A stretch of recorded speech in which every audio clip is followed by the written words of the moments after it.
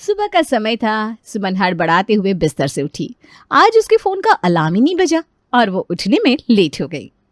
हे भगवान, आज तो मैं गई। माँ जी आज मुझे बहुत सुनाएंगी। सुमन ने जल्दी जल्दी कपड़े उठाए, बाथरूम में घुसी और नहा धोकर गीले बालों पर तौलिया लपेटकर सीधा किचन में दौड़ कर गई। किचन में सोनाली, पायल और सोमवती पहले से मौजूद थी। सोनाली पराठे सेक रही थी, पायल मोबाइल चला रही थी और सोमवती नाराज बैठी थी। सुमन को देखते ही उनकी भौहें तन गई। वाह महारानी जी पधारिए, आपका ही इंतजार हो रहा था। आप उठियो सूरज चढ़ने के बाद। वो माँ जी अलार्म ही नहीं बजा इसलिए। ओहो, अलार्म नहीं बजा तो क्या हुआ? अभी तक तेरी आदत में जल्दी उठना आया ही नहीं। माँ जी रहने दो, नहीं नहीं बहू है, नींद ज्यादा प्यारी होगी इसे। अरे भाभी अब क्या बहाने बनाएंगी, सारे काम तो आपकी जिठानी को ही करना पड़ गया। मैं कोई बहाना नहीं बना रही हूँ, काम कर रही हूँ। अरे तू काम कम और मुंह ज्यादा चलाती है, चल जल्दी से सब्जी काट। सुमन गुस्से में चाकू उठाकर सब्जी काटने लगी, लेकिन उसका गुस्सा लगातार बढ़ता जा रहा था। एक तरफ सोनाली मुस्कुरा रही थी जैसे उसे मजा आ रहा हो। कुछ देर बाद नाश्ता तैयार हो गया। जाओ पायल, नाश्ता रेडी हो गया है, सबको बुला लो। ठीक है भाभी। सब लोग डाइनिंग टेबल पर बैठकर नाश्ता कर रहे थे। तभी कमलेश ने पहला कौर लिया और अचानक उसकी नजर प्लेट पर गई। ये क्या है? सबकी नजर कमलेश की प्लेट पर गई। खाने में एक बाल पड़ा था। ये क्या गंदगी मचा रखी है? मेरे खाने में बाल कैसे आया? बाहो, ये क्या हाल बना रखा है रसोई का? तुम लोग साफ सफाई रखते भी हो या बस खाना बिगाड़ना आता है? माँ जी मैंने तो बहुत ध्यान रखा, ये जरूर सुमन के बाल होंगे। क्या? क्यों होंगे मेरे बाल?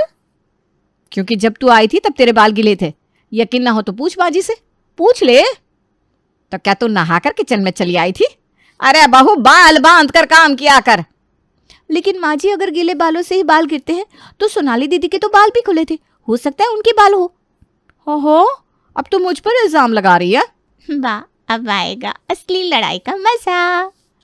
मुझे फर्क नहीं पड़ता किसका बाल था, लेकिन ये आदतें बहुत गंदी है। तुम लोगों को अपनी ये आदतें बदलनी होगी। अगर आज के बाद खाने में बाल निकला तो किचन में ताला लगवा दूंगी और चूल्हे पर खाना बनवाऊंगी, समझी? सोनाली और सुमन ने एक दूसरे को गुस्से में देखा और मन ही मन कसम खा ली कि अब किसी तरह एक दूसरे को नीचा दिखाना ही है। अगले दिन सुबह कमलेश अपने घर के गेट पर खड़ा था। तभी शर्मा जी उधर से गुजर रहे थे। अरे कमलेश जी नमस्कार। नमस्कार शर्मा जी, कैसे आप? अभी तक तो ठीक था, बस आपके घर को देखकर चिंता हो रही थी। क्यों भाई, क्या हुआ? अरे भाई साहब, आपके घर की पुताई तो ऐसी उखड़ गई है कि पूरी गली बदरंग लगती है। कम से कम कभी कभी इसकी सफाई तो करवा लिया करो। अरे वो थोड़ा बिजी हूँ आजकल, वैसे जल्दी ही पुताई करवा लूंगा। ये कहते हुए महीनों बीत गए महाराज, गली की शोभा का तो ख्याल कीजिए। कमलेश शर्मा जी की बात सुनकर शर्मिंदा हो गया। उसे लगा कि अब मोहल्ले में लोग उसके घर को गंदा समझ रहे हैं। कमलेश गुस्से में अंदर आया और जोर से चिल्लाया। अरे सोमवती, ये क्या हाल बना कर रखा है घर का? क्या हो भैया, क्या हुआ? पड़ोसी भी कह रहे हैं कि हमारा घर सबसे गंदा दिखता है। सुन रही हो ना, अब पड़ोसी भी हमें गंदा कहने लगे। अरे तुम लोग करते क्या हो सारा दिन? मैं तो रोज साफ सफाई करती हूँ माँ जी। हाँ, पर बस दिखाने के लिए। अरे चुप रहो दोनों, अब से मैं खुद चेक करूंगी कि घर में रोज सफाई होती है कि नहीं। ठीक है माँ जी, जैसा आपको ठीक लगे वैसा कीजिए। सुमन और सोनाली ने फिर से एक दूसरे को देखा। इस बार दोनों के बीच एक नई जंग छिड़ने वाली थी, घर की सफाई की जंग। अगले दिन खाना बनाकर दोनों बहुएं सफाई में जुट गई। ओहो, आज महारानी खाने के बाद सोने भी नहीं गई। माँ जी को काम जो दिखाना था। सही कह रही हो दीदी, तुमको इसके अलावा और काम भी क्या है? बहुत बोलने लगी हो सुमन। आपसे ही सीखा है दीदी। वैसे मिर्ची लग रही है तो बता दो, पानी यहीं पास में रखा है मैंने, पिला दूं? अरे वाह, आज तो सुमन भाभी ने आपको रोस्ट कर दिया भाभी। हाँ, कभी कभी अंधे के हाथों में बटर लगी जाती है ननद जी। चलो, मुझे बटेर बिना आंखों के मिल तो गई, आपके जैसे थोड़ी ना खाली हाथ मिल रही हूँ। क्या रे सुमन, बहुत चपड़ चपड़ कर रही है। सुबह उठने में तो तेरी नानी मरती है। हाँ, मजा आया मुझे, माँ जी ने तेरी चप्पड़ चप्पड़ बंद करवा दी।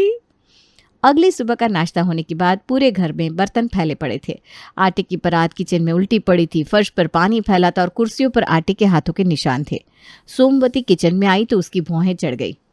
हे राम, ये घर है गौशाला है, हर तरफ गंदगी गंदगी। माँ जी अभी साफ कर देते हैं। हाँ हाँ अभी करोगे ना, पहले भी यही कहा था, लेकिन सफाई तो भगवान भरोसे ही चल रही है इस घर में।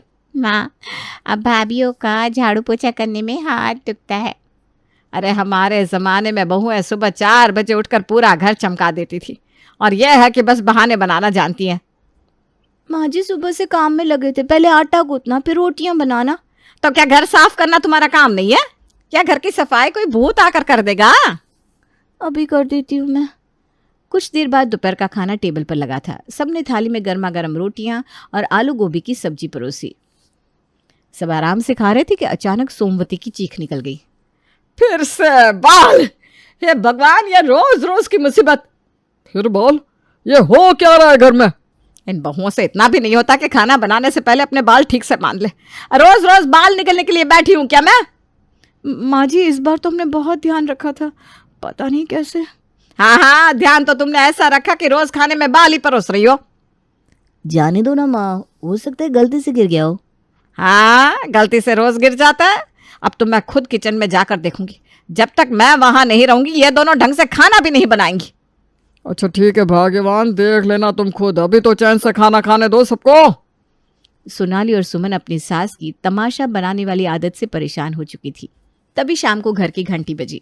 कमलेश ने दरवाजा खोला तो सामने दीपक और उसकी पत्नी प्रीति खड़े थे। अरे दीपक बेटा, आओ आओ। कैसे हैं मौसा जी? हम तो अच्छे बेटा, तुम बताओ, इतने दिनों बाद अचानक कैसे आना हुआ? बस यही पास में शादी में जाना था, सोचा एक रात आप लोगों के साथ बिता ले।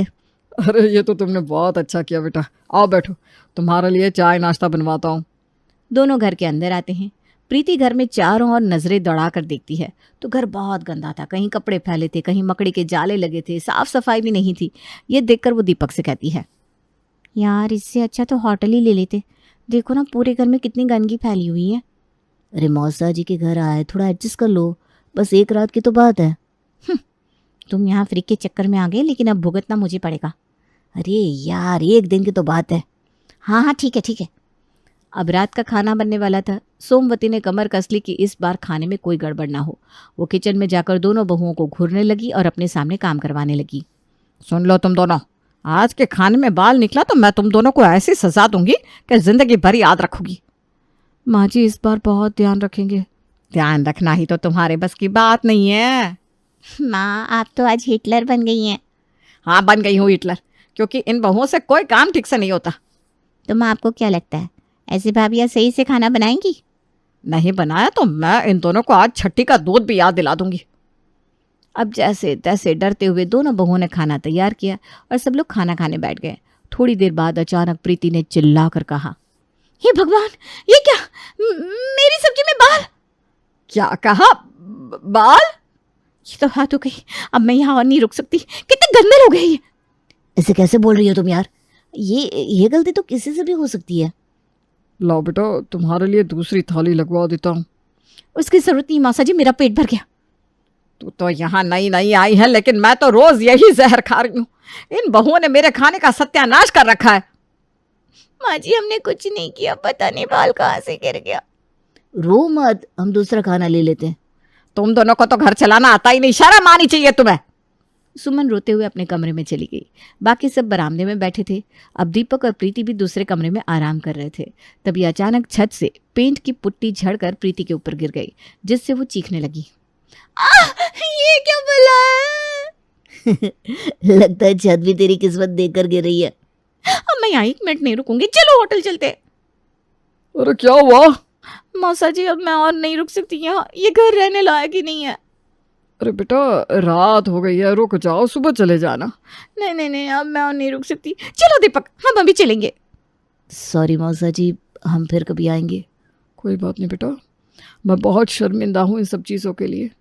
उन दोनों के जाते ही कमलेश ने गुस्से में सबको देखा और सख्त आदेश दिया, बस बहुत हुआ, अब यह घर चमकना चाहिए।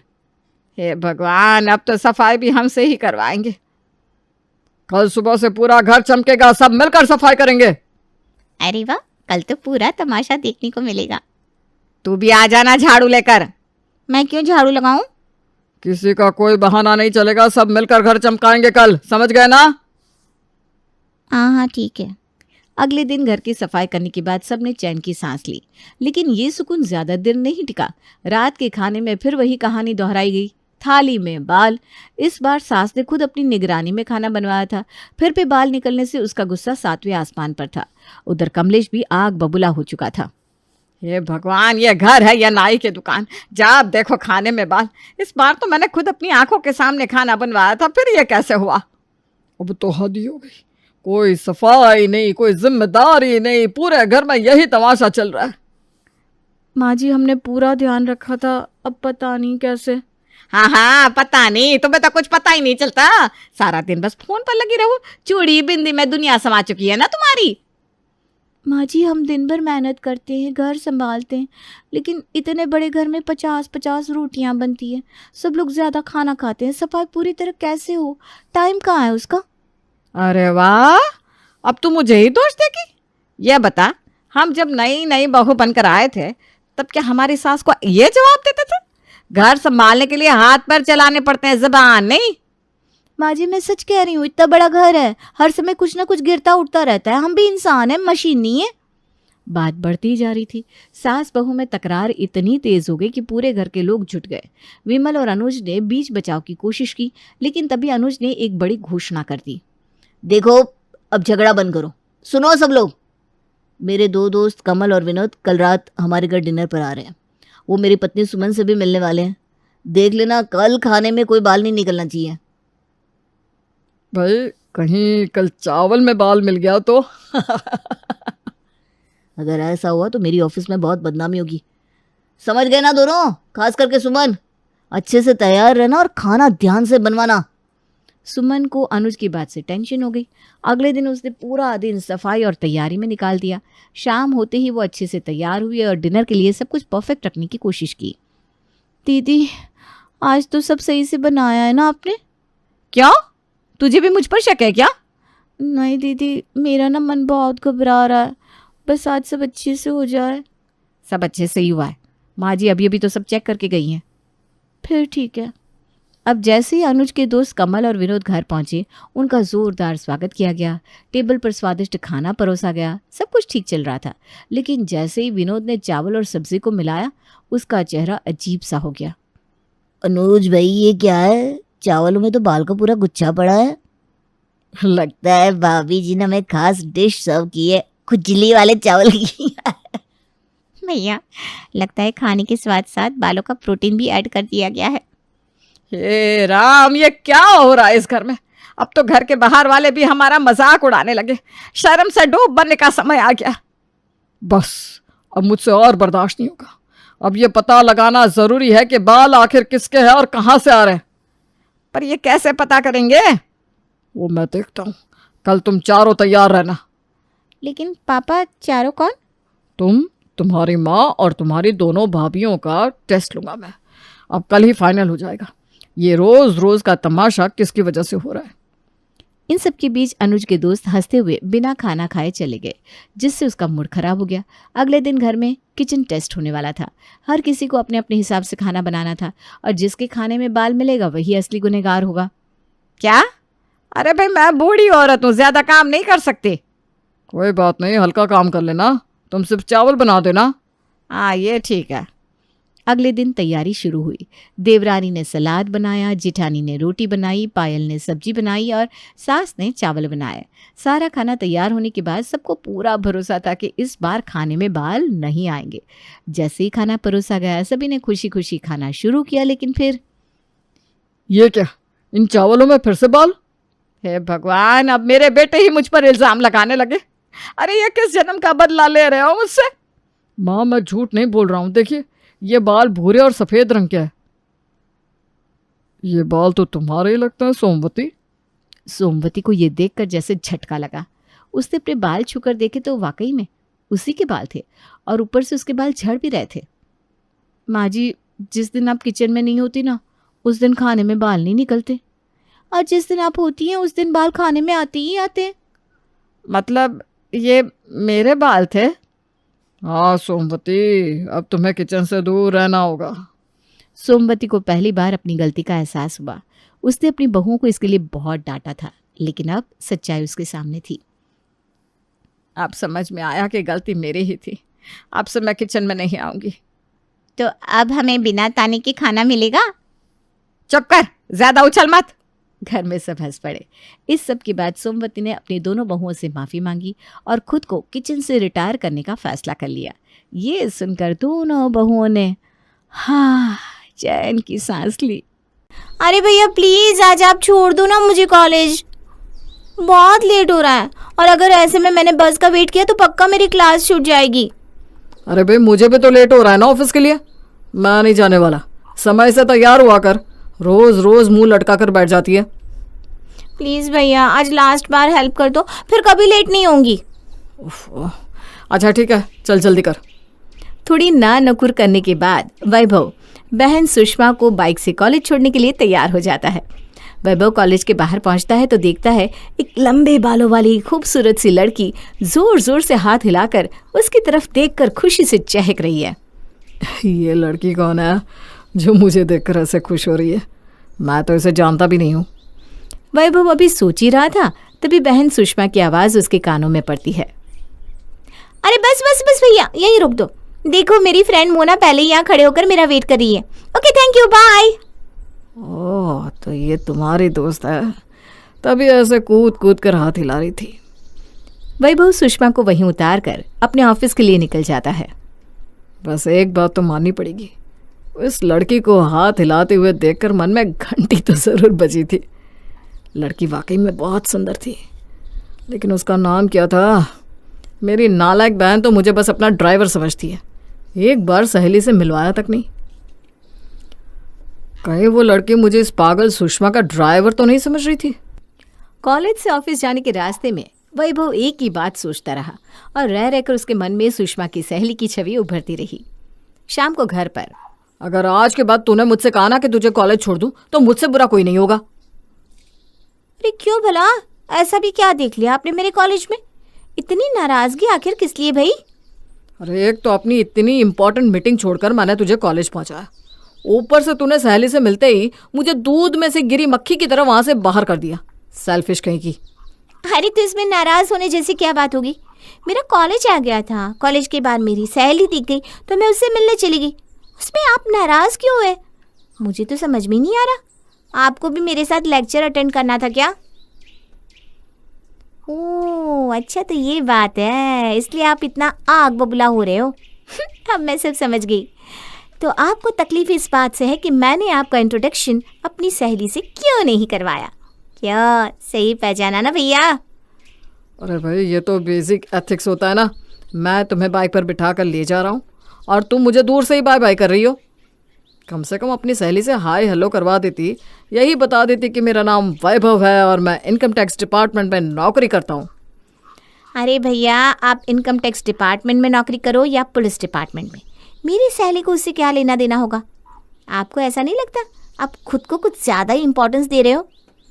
अच्छा चल छोड़ ये सब। वैसे तूने नाम क्या बताया उसका? सोना ना?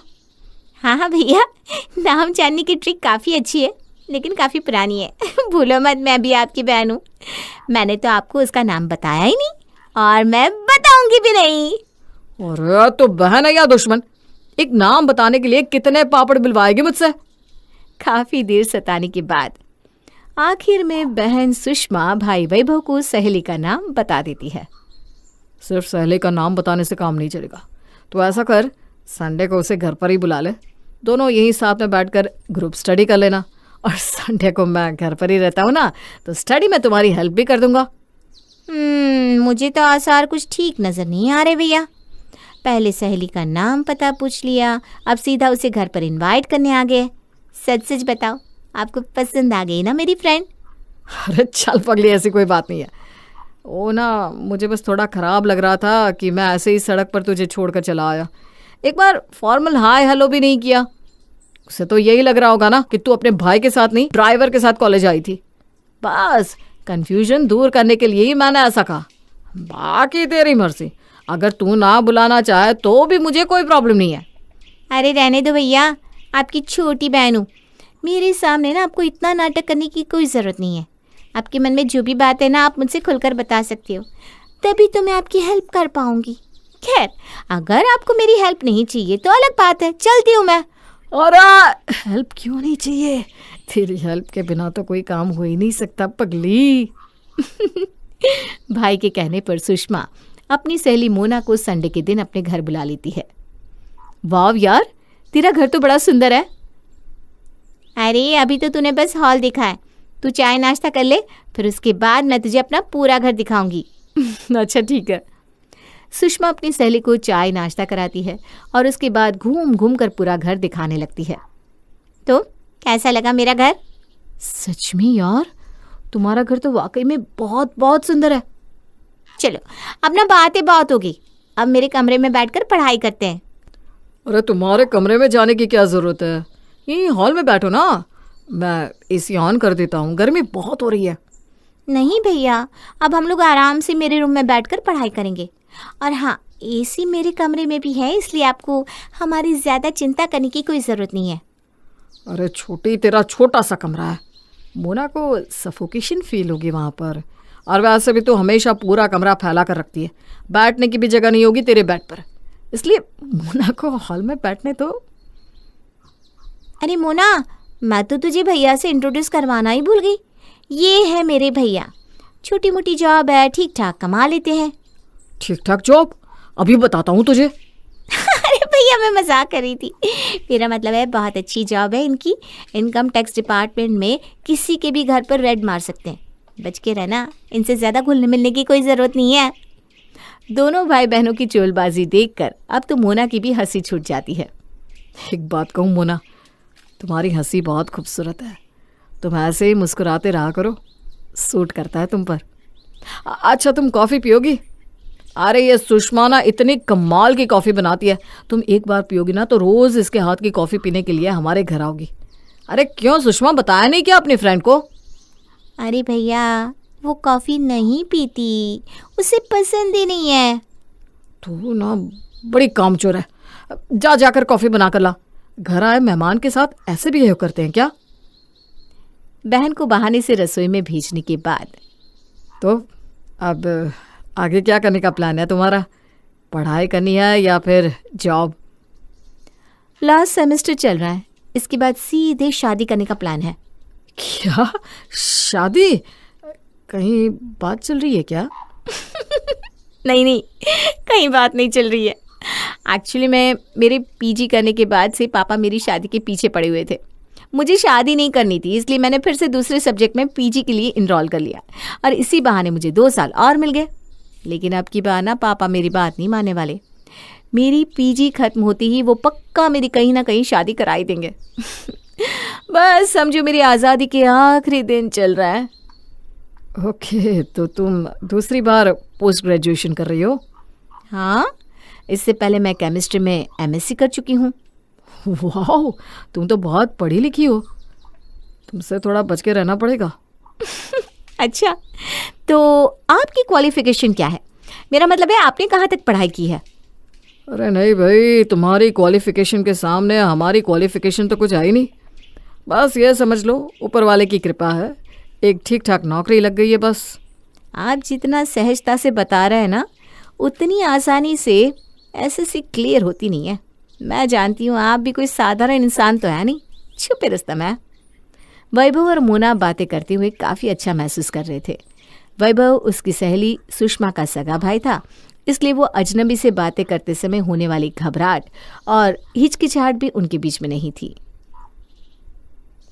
वैसे ना हर संडे को मेरी छुट्टी होती है, तुम चाहो तो सुषमा के साथ घर पर आ सकती हो, और अगर आगे एसएससी की प्रिपरेशन करनी हो तो मैं तुम्हारी हेल्प भी कर सकता हूँ। हाँ, क्यों नहीं। अगले दिन, और ये कौन है जो बार बार घर के सामने से हॉर्न बजाते हुए जा रहा है? मोना गुस्से में घर से बाहर आती है तो देखती है वैभव उसके घर के सामने से बार बार हॉर्न बजाते हुए गुजर रहा है। वैभव को देखकर उसके चेहरे पर मुस्कान आ जाती है। अब तो वैभव अक्सर ही बहन को कॉलेज छोड़ने के बहाने कॉलेज जाने लगा था। वहाँ मोना की बस एक झलक पाकर वो वापस लौट आता। अरे भैया क्या बात है, ऐसा कौन सा जलवा दिखा दिया आपने उस मुन्ना को कि वो हर समय वैभव वैभव करती रहती है? सच सच बताओ, उस दिन मुझे कॉफ़ी बनाने के लिए भेजने के बाद कौन सा मंत्र मारा है आपने उसके ऊपर? अरे क्या फालतू की बातें कर रही है, मैं कोई मंत्र क्यों मारने लगा? मैं तो जनरल बातें कर रहा था, वो भी सिर्फ इसलिए कि तेरी सहेली कहीं अकेले बैठकर बोर ना हो जाए। वरना मुझे क्या पड़ी थी कि मैं उससे बातें करता। रहने दो भैया, ज़्यादा भाव खाओगे ना तो मैं आपको ये नहीं बताऊंगी कि मोना ने आपका फ़ोन नंबर मांगा है और अपना नंबर भी देने के लिए कहा है। खैर, जब आप कह रहे हो कि आपको उसमें कोई इंटरेस्ट नहीं है तो मैं उसे मना कर देती हूँ। अरे अरे, मना क्यों करेगी तू? देना उसका नंबर। सच सच बताओ भैया, आपको मोना अच्छी लगती है ना? अच्छा, मामला सीरियस है या फिर बस टाइम पास चल रहा है? मैं तुझे टाइम पास करने वाला लड़का नजर आ रहा हूँ क्या पगली? वैभव और मोना अब अक्सर ही मिलने जुलने लगते हैं। कुछ दिन बाद सुषमा, मोना के पापा उसकी शादी के लिए दबाव बना रहे हैं। लगता है माँ से बात करनी पड़ेगी, वरना उसकी शादी कहीं और हो जाएगी। अरे भैया, मम्मी इतनी आसानी से मानने वालों में से नहीं है। आपके साथ साथ ना मेरी भी वाट लगा देगी वो, जब उन्हें पता चलेगा कि मोना मेरी सहेली है। अरे डर क्यों रही है? मैं हूं ना तेरे साथ, मिलकर मम्मी से बात करेंगे, मम्मी मान जाएगी। और वैसे भी मोना में खराबी क्या है, मुझसे ज़्यादा पढ़ी लिखी है वो। किसी तरह डरते डरते सुषमा और वैभव अपनी माँ से मोना के बारे में बात करते हैं। अच्छा, तो ये बात है, तभी मैं कहूँ कि ये तेरी सहेली मोना हर संडे को कैसे टपक जाती है। और ये वैभव, वैसे तो घर का एक काम बता दो ना तो टेढ़े मेढ़े मुंह बनाने लगता है, लेकिन उस मोना के सामने कभी समोसा लेकर आएगा, कभी गुलाब जामुन। जितनी देर वो लड़की घर में रहती उतनी देर तू गोल गोल चक्कर लगाता फिरता था पूरे घर के। तुझे क्या लग रहा है मैं अंधी हूँ? दिखाई नहीं देता मुझे कुछ भी? अरे मम्मी, क्यों चीर हरण करने पर तुली हो आप? जब सब कुछ जानती हो तो मान जाओ ना। ये देखो, हम इनका चीर हरण कर रहे हैं और अपनी बहन की सहेली से इश्क लड़ाकर इन्होंने बहुत इज्जत का काम किया है। खबरदार जो आज के बाद मुझे वो लड़की इस घर में दिखाई दी, दोनों भाई बहन को घर से बाहर निकाल दूंगी। अरे मम्मी, मेरी इसमें क्या गलती है? आपको तो पता ही है मोना शुरू से मेरी बेस्ट फ्रेंड है। आपको जो कहना है भैया को कहो ना, मुझे क्यों डांट रही हो? अरे चुप कर नालायक, इस घर का रास्ता तूने ही दिखाया ना उसको। जब तुझे पता था घर में जवान भाई है तो क्या जरूरत थी अपनी सहेली को हर तीसरे दिन घर लेकर आने की? और ऐसा तो हो ही नहीं सकता ना कि इन दोनों के बीच में इतने महीनों से सब पक रहा है और तुझे खबर ही ना हो। अच्छा, आप ये बताओ, कमी क्या है उसमें? इतनी अच्छी लड़की है और पहले तो आप ही खूब तारीफ किया करती थी उसकी। अब जब से आपको पता चला कि भैया उसे पसंद करते हैं, आपको उसमें कमियां नजर आ रही है। ये तो कोई बात नहीं हुई। मैं तो सोच सोच कर खुश हो रही हूँ कि कितना मजा आने वाला है। मेरी बेस्ट फ्रेंड मेरी भाभी बन जाएगी, हम साथ में रहेंगे, खूब एंजॉय करेंगे। अब हाँ भी बोल दो ना माँ, बस बहुत हो गया। काफी मान मनोबल के बाद माँ मोना और वैभव के रिश्ते के लिए हाँ बोल देती है। बहुत इंतजार किया है मैंने, पूरे हफ्ते में बस एक दिन हम लोग मिल पाते थे, उसमें भी ये सुषमा सर पर बैठी रहती थी। कभी खुलकर अपने मन की बात ही नहीं कर पाया हूँ मोना के साथ। जल्दी से हमारी शादी हो जाए, उसके बाद खूब सारा क्वालिटी टाइम स्पेंड करने वाला हूँ मैं उसके साथ। सच में आने वाला टाइम बहुत अच्छा होने वाला है। वैभव मोना से अपनी शादी को लेकर बहुत एक्साइटेड था, लेकिन सिर्फ मोना और वैभव ही एक्साइटेड नहीं थे शादी के लिए। उन दोनों के बराबर ही एक्साइटमेंट सुषमा को भी फील हो रही थी, क्योंकि उसकी बेस्ट फ्रेंड हमेशा के लिए उसके घर में जो आने वाली थी। अब उन्हें मिलने के लिए ना तो कॉलेज के बहाने की ज़रूरत थी और ना ही नोट्स की। शादी के बाद मोना, मैंने हनीमून के लिए गोवा के टिकट बुक करा है, जल्दी से अपनी पैकिंग कर लो, 2 दिन में हमें निकलना है। मैं सुषमा के बिना नहीं जाने वाली। और आपको पता है, हम लोग जब कॉलेज में थे ना, तभी हम दोनों ने एक दूसरे को प्रॉमिस किया था कि हम दोनों लाइफ में फर्स्ट टाइम गोवा जाएंगे ना तो साथ में ही जाएंगे। तुम्हारा दिमाग तो खराब नहीं है? अरे हम लोग हनीमून के लिए जा रहे हैं। मोना, बच्चों जैसी बात मत करो। अरे सोचो ना, अगर सिर्फ हम दोनों जाएंगे ना, हमारी पिक्चर्स क्लिक करने के लिए भी तो कोई होना चाहिए ना वहाँ पर। सुषमा को ले चलते हैं ना, मज़ा आ जाएगा। पिक्चर्स क्लिक कराएंगे, साथ में घूमेंगे, अच्छा अच्छा खाना ट्राई करेंगे, नए नए तरह की ड्रेस पहनेंगे, सनसेट देखेंगे। मैं तो सोच सोच के एक्साइटेड हो रही हूँ। और वो सिर्फ आपकी बहन नहीं है, मेरी बेस्ट फ्रेंड भी है, इसलिए वो हमारे साथ जा रही है, मतलब जा रही है। मोना की जिद के आगे वैभव एकदम लाचार हो गया था।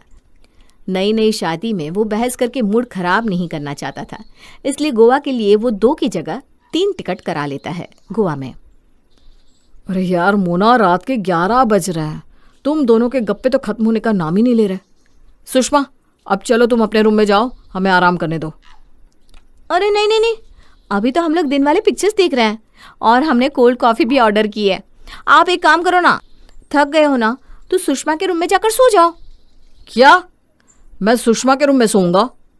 हाँ भैया जाओ ना, क्यों कबाब में हड्डी बन रहे हो?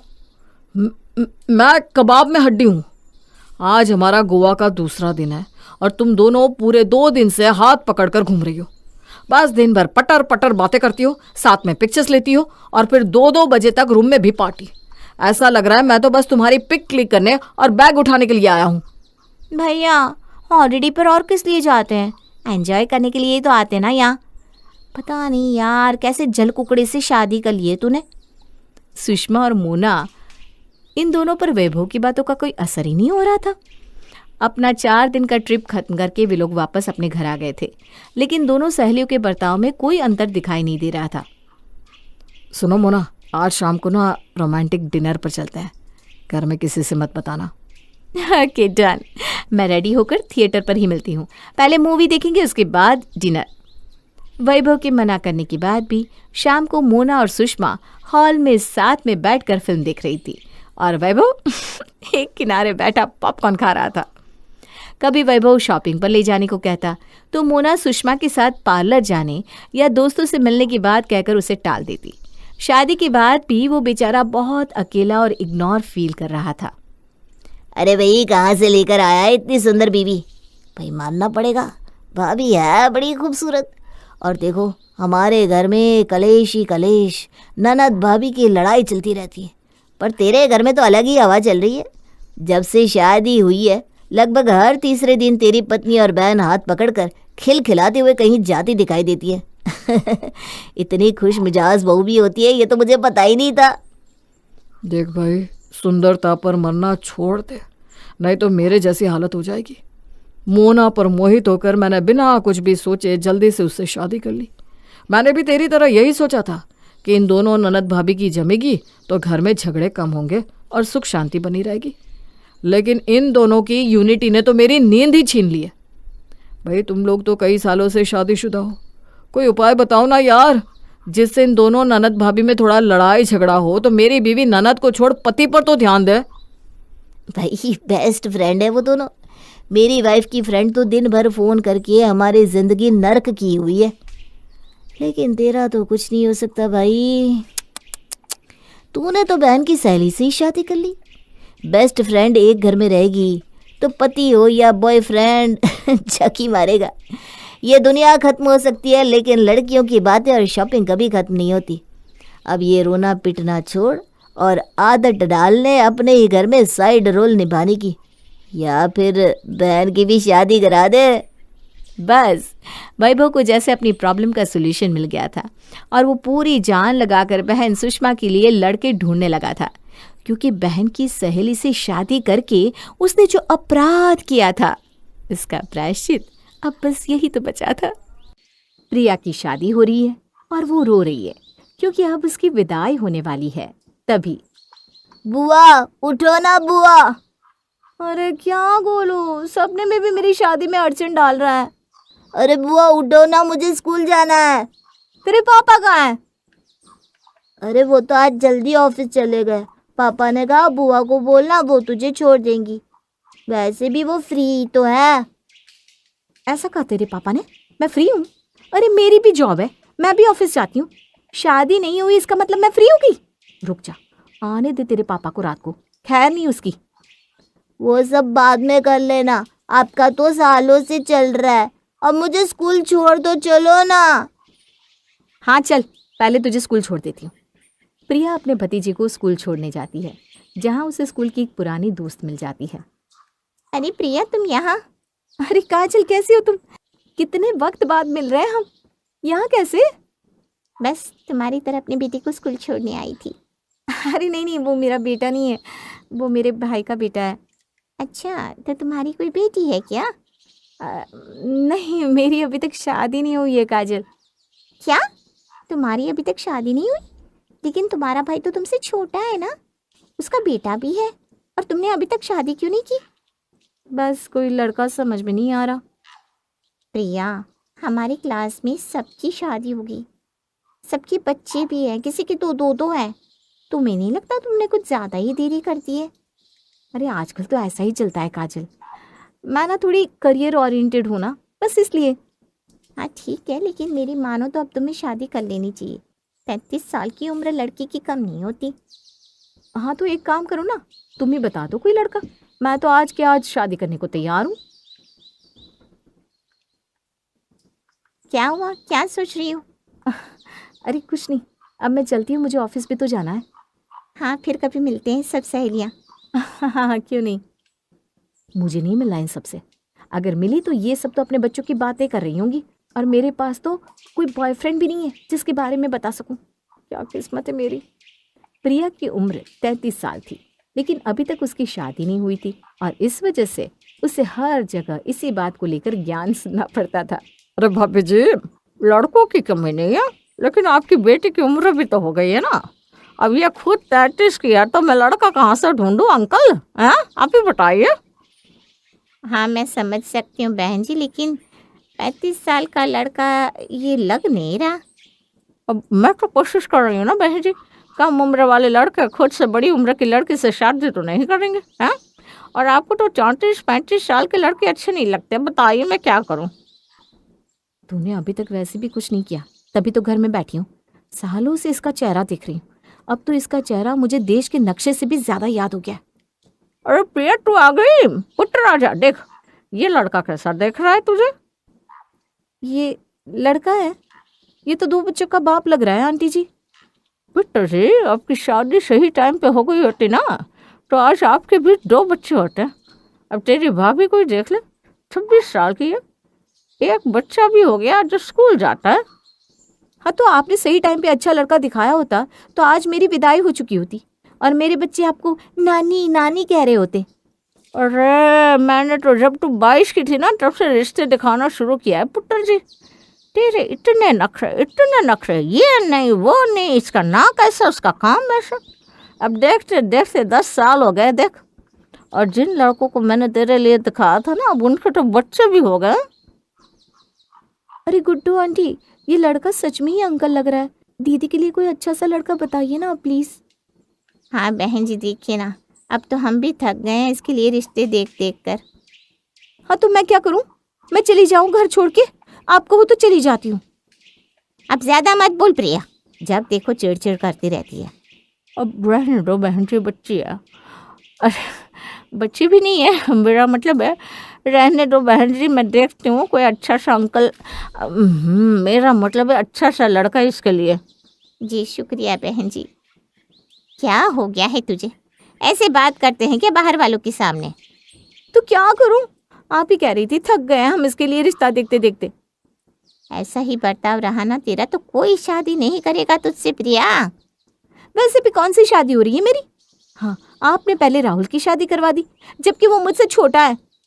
अरे तो क्या करती मैं, उसे भी कंवारा रख देती तेरी तरह। तुझे तो राजकुमार चाहिए था अपने लिए, इसीलिए कभी कोई कमी तो कभी कोई कमी निकालती रही लड़कों में। अब देखो कोई मिल ही नहीं रहा। तो मैं आपका क्या बिगाड़ रही हूँ? अपना कमाती हूँ, अपना खाती हूँ, आपसे पैसे नहीं मांगती मैं। देख कविता, देख कैसे बात कर रही है ये लड़की। तुझे क्या लगता है तेरे खाने पीने से हमें दिक्कत होगी? कुछ भी बोलती है ये लड़की। अरे एक माँ का दिल जानता है कि उसकी जवान बेटी जब घर में बैठी हो तो कैसा लगता है। जब लोग बार बार पूछते हैं अभी तक नहीं हुई शादी, क्या कोई कमी है क्या आपकी बेटी में? तुझे क्या बताओ कैसा लगता है बेटा। हर वक्त बस यही इमोशनल ड्रामा चलता रहता है यहाँ, शादी शादी शादी। मैं जा रही हूँ ऑफिस, मुझे इस बारे में कोई बात ही नहीं करनी। ऐसा नहीं था कि प्रिया नहीं चाहती थी शादी करना, लेकिन अब बात ये थी कि उसकी उम्र के लड़के मिलना मुश्किल हो गया था जो प्रिया को भी पसंद आ सके। अरे ओ प्रिया, आ गई तुम? आज की ताज़ा खबर सुनाओ। क्या हुआ अब? अरे तुम्हें नहीं पता क्या? अरे क्या नहीं पता? अरे हमारे बॉस है ना, उन्होंने तीसरी शादी कर ली है। क्या? वो तो 60 साल के हैं, तीसरी शादी कर ली? सच में, यहाँ लोगों की एक शादी नहीं हो रही और ये यहाँ 3-3 कर रहा है। मुझे ताना मार रहे हो क्या? अरे सॉरी, मैं तुम्हें ताना नहीं मारा था, मैंने तो ऐसे ही बोल दिया। हाँ, हो जाएगी शादी प्रिया। अभी तुम्हारी उम्र ही क्या है? 33 की हूँ, अगले कुछ महीनों में 34 की हो जाऊंगी मैं। क्या? मुझे लगता है तुम्हें जॉब से ब्रेक लेकर लड़कों ही ढूंढने चाहिए अभी। लाओ दो। क्या दूं? अरे लड़के का पता दो ना, अभी जाती हूँ, उससे शादी कर लेती हूँ। अरे मेरे पास कहाँ से आया लड़के का एड्रेस? हाँ, तो अगर लड़का नहीं ढूंढ सकते तो ज्ञान भी मत दो प्लीज। हाँ, चलो अपना काम करते हैं सब। सबको ज्ञान देना है बस। अरे कोई अच्छा सा लड़का भी बता दो। हे भगवान, आपको भी मैं नजर में नहीं आती क्या? किसी को 3-3 शादी का सुख दे रहे हैं आप, और मुझे एक का भी नहीं। हमारे समाज में शादी ना होना एक बड़ा मुद्दा माना जाता है, इसीलिए क्या रिश्तेदार और क्या पड़ोसी आपके घर के इस मैटर में पड़े ही होते हैं अक्सर। अरे जानकी, कहाँ रह गई? अरे ये फिर आ गई जले पर नमक छिड़कने। माँ, मैं तो भाग रही हूँ कमरे में। अरे प्रिया सुन तो, कहाँ जा रही है? अरे कहीं नहीं जा रही हूँ आंटी, सालों से सोच रही हूँ कहीं चली जाऊँ। क्या? अरे इसका मतलब है ऑफिस की छुट्टी है आज से, इसलिए कहीं नहीं जा रही। अरे ये तो बहुत अच्छी बात है, मुझे तुझसे ही काम था आज। क्यों, नए ताने सोच के आई हैं क्या आप सुनाने के लिए? क्या? अरे इसका मतलब है कौन सी नई खबर लाई हो तुम आज? इसके सारे मतलब तुम ही क्यों समझती हो, मुझे क्यों समझ में नहीं आते। खैर छोड़ो, मैं ये कह रही थी कि आज तू घर पे है तो मुझे नए शादी के कार्ड की डिजाइन दिखा दे जरा। क्यों, आप फिर से शादी कर रही हैं क्या? अंकल ने फाइनली छोड़ ही दी आपको? क्या? अरे इसका मतलब है कि किसकी शादी है जो कार्ड देखना है। अरे वो मेरी काम वाली है ना, उसकी बेटी की शादी है, अभी 20 साल की ही तो है, तो वो बोल रही थी कि उसे कुछ डिजाइन चाहिए। मैंने सोचा भले का काम है, मैं कर देती हूँ। अच्छा, उसकी बेटी की भी शादी हो रही है?